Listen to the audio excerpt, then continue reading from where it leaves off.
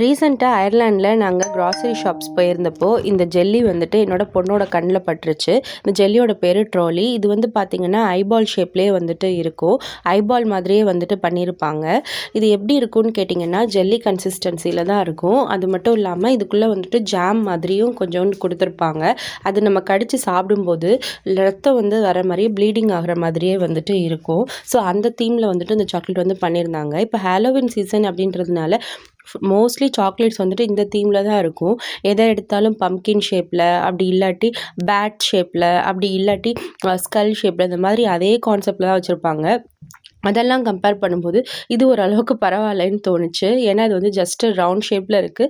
Plus இது jelly தான் அப்படின்றப்போ சரி இது வேணால் நான் ஒரு தடவை வாங்கி தரேன், நான் அடுத்து வாங்கி தர மாட்டேன்னு சொல்லி தான் வந்து கூட்டிகிட்டு வந்தேன்.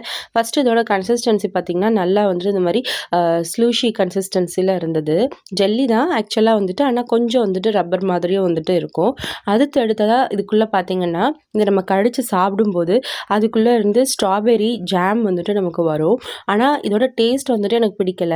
ஸோ நெக்ஸ்ட் டைம் வாங்குற அளவுக்கு இல்லை. ஏன்னா ரொம்பவே வந்துட்டு ஷவராக புளிப்பாக இருந்தது. ஸோ அதனாலேயே வந்துட்டு ஒரு தடவை தான் எனக்கு சாப்பிட வந்து பிடிச்சிருந்தது. ஆனால் அந்த கன்சிஸ்டன்சி வந்து கொஞ்சம் டிஃப்ரெண்ட்டாக இருந்தது. ஸோ அதுக்காக வேணால் ஒரு தடவை ட்ரை பண்ணலாம்.